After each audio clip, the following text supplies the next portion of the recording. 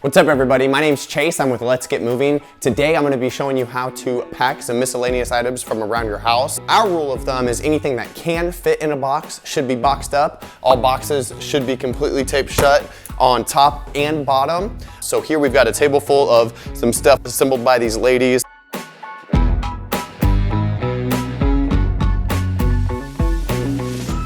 To make sure you've got a good workflow, you want things to be set up properly. So what I typically do is get a box ready to go on one side, and then between the box and where I'm working, I'll have the paper spread out and set nicely, and then I'll have the area I'm pulling stuff from. Normally it's not gonna be a tabletop, it might be your cabinets or it might be a pantry, whatever, but set the paper up next to it and then a box next to it. That way you can grab, wrap, go, grab, wrap, go, over and over again. Here's what we're gonna do.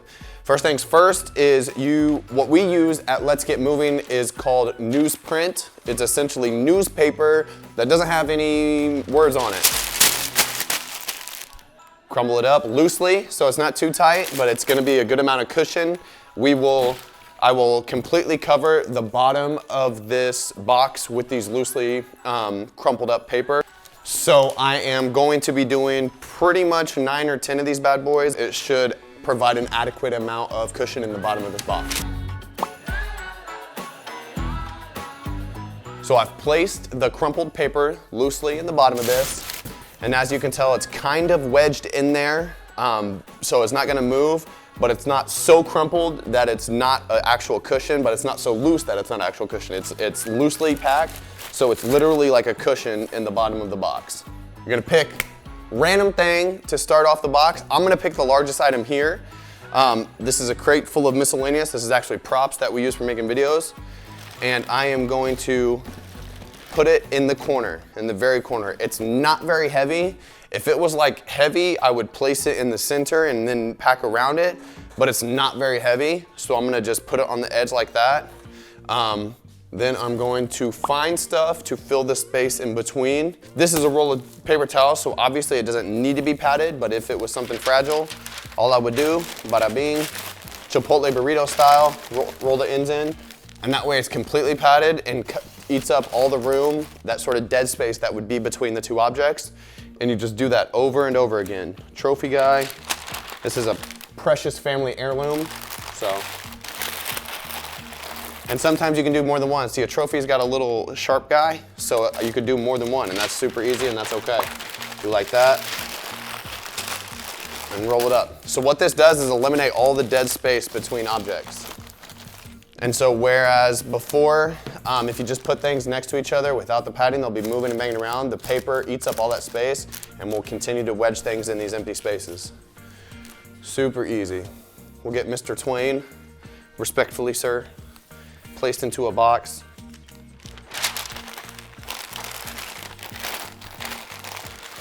And same thing, you can provide, just based on what you're packing, you can go super crazy with more and more paper. Sometimes we'll have a box like this that only gets a couple things put into it. If they're super valuable and super fragile, we'll just use tons and tons of paper. The box will end up being 50% paper, 50% packed items. Obviously, if the items aren't that fragile, you don't need to worry about using too much paper, just so long as everything is covered. Right here, Mr. Twain is a little bit tall to fit in there comfortably, but if I put him at an angle, I'm losing a lot of space down in here. So what I'm gonna do is fill this spot and then lean Mr. Twain over. I've got a little bag of sugar guy right here. Obviously, do it up like that so it doesn't spill anywhere.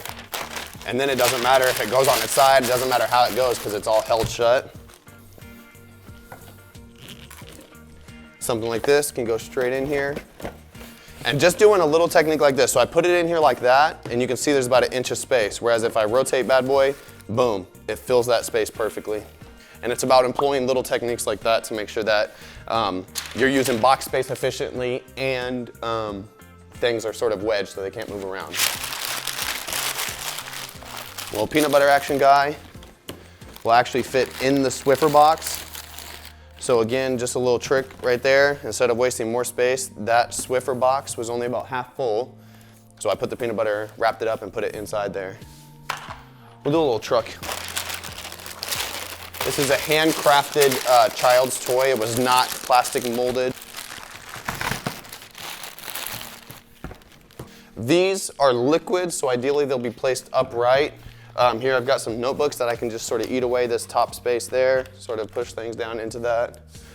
And then at this point, we're just playing with stuff. See, that fits perfectly. So what I want to do is I want this stuff to be pretty much right at the edge of the box or like a 1/4 inch higher. What we don't want is empty space in here, because then when you go to set something else on it, the top is just going to collapse like that. So what I'm going to do is I'm going to set that there, and it's pretty much dead even with that. This stuff, they're good. As you can see, they're good to go. Still wrap them up. Make sure that's all good to go. As long as you don't give them anywhere to move, these will transport just fine like that. And then, as you can see, what I have right here is not going to be able to fit in here nicely. So I would literally just continue to walk around the room to find stuff. So I'll just grab some stuff from back here. Ink. We'll continue what we've been doing.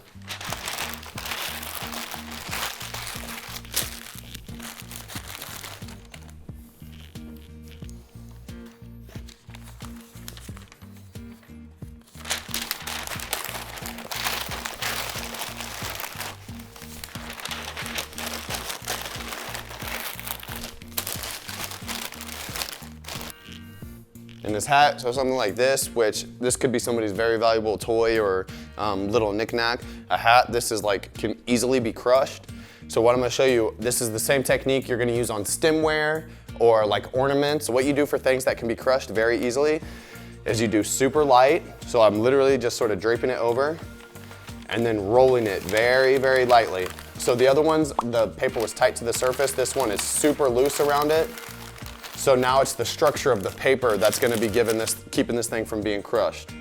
And then I'll do another one. I'll do it a little bit tighter, because now it's pressing on the paper rather than pressing on the item itself. I'll do it a little bit tighter.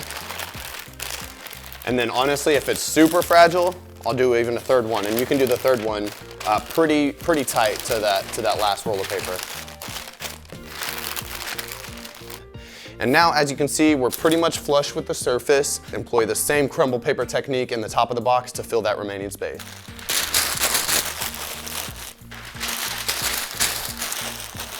Boom.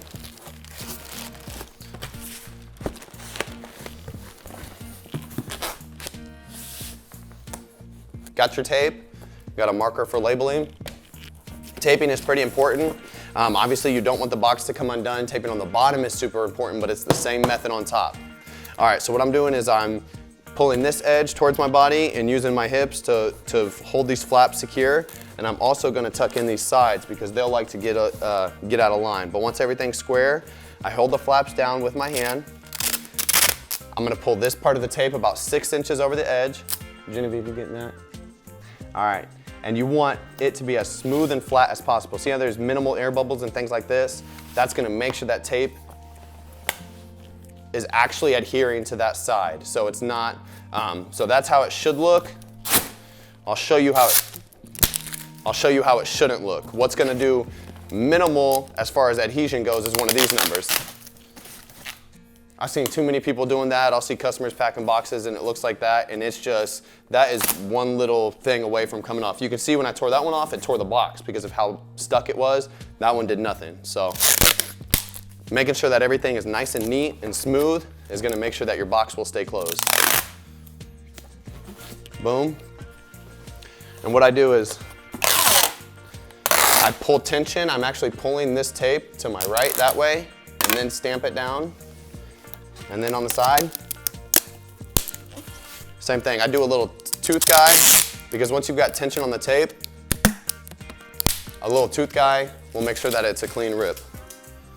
Second piece, you want minimal tape on tape. If the tape is sticking to the tape, then it's only as strong as one piece of tape. You want the tape all on the cardboard. So again, pulling tension to my right, boom.